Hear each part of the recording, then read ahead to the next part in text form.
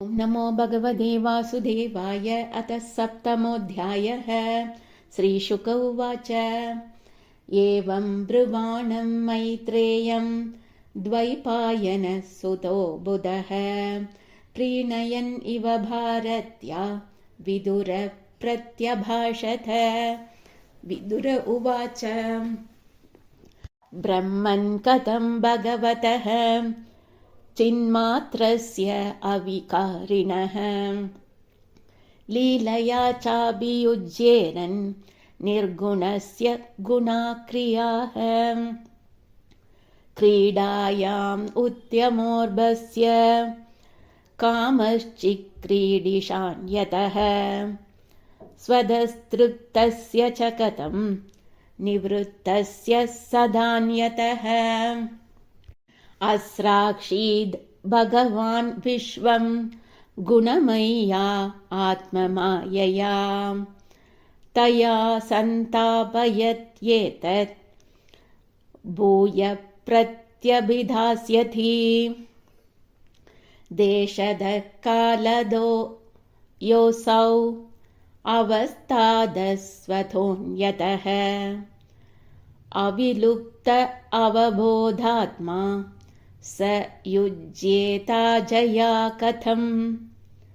भगवान् एक एवैष सर्वक्षेत्रेषु अवस्थितः अमुष्य दुर्भगत्वं वा क्लेशो वा कर्मभिः कुतः।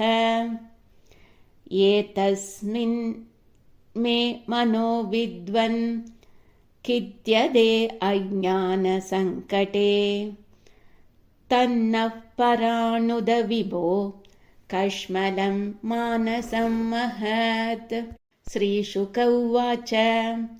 स इत्थं चोदितः शत्रा तत्त्वजिज्ञासुना मुनिः प्रत्याह भगवच्चित्तः स्मयन्निवगदस्मयः। मैत्रेय उवाच। सेयं भगवतो माया यन्न येन विरुध्यते ईश्वरस्य विमुक्तस्य कार्पण्यं मुदबन्धनं यदर्थेन विनामुष्य पुंस आत्मविपर्ययः प्रतीयत उपद्रष्टुः स्वशिरश्चेदनादिकः यथा जले चन्द्रमसः कम्पादिस्तत्कृतो गुणः दृश्यते असन्नभिद्रष्टुरात्मनो अनात्मनो गुणः। स वै निवृत्तिधर्मेण वासुदेवानुकम्पया भगवद्भक्तियोगेन तिरोदत्ते शनैरिह यदेन्द्रिय उपरामोऽथ द्रष्ट्रात्मनि परे हरौ विलीयन्ते तदा क्लेशाः संसुप्तस्येव कृत्स्नशः अशेषसङ्क्लेशशमं विधत्ते गुणानुवादश्रवणं मुरारेः कुतः पुनस्तच्चरणारविन्द परागसेवारतिरात्मलब्धा। विदुर उवाच। सञ्चिन्न संशयो मह्यं तव सूक्तासिना विभो उभयत्रापि भगवन् मनो मे सम्प्रधावति साद्वेदव्याहृतं विद्वन् आत्ममायायनं हरेः आभात्यपार्थं निर्मूलं विश्वमूलं न यद्बहिः यश्च मूढतमो लोके यश्च बुद्धेः परं गतः तौ उभौ सुखमेदेते क्लिश्यति अन्तरितो जनः अर्थाभावं विनिश्चित्य प्रतीतस्यापि नात्मनः तां चाभियुष्मच्चरण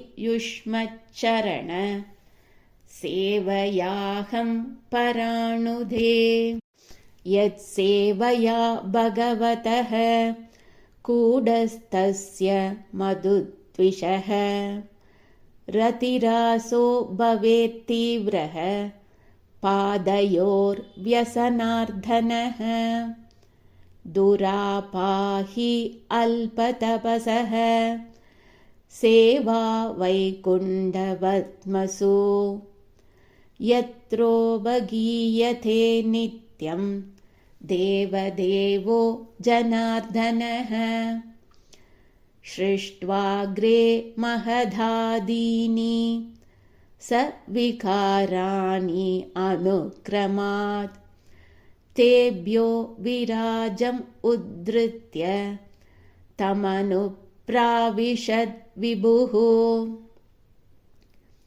यमाहुराद्यं पुरुषं सहस्राङ्घ्रि ऊरुबाहुकम् यत्र विश्व इमे लोकाः स विकाशं समासते यस्मिन् दशविधः प्राणः सेन्द्रियार्थेन्द्रियस्त्रिवृत् त्वयेरितो यथो वर्णाः तद्विबोधिर्वदस्व नः यत्र पुत्रैश्च पौत्रैश्च नप्तृभिः सह गोत्रजैः प्रजाविचित्राकृतय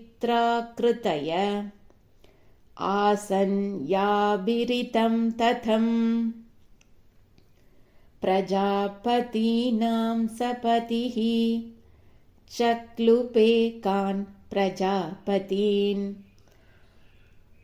सर्गान् चैवानुसर्गांश्च मनोन्मन्वन्तरादिपान् एतेषाम् अभिवंशांश्च वंशानुच्चरितानि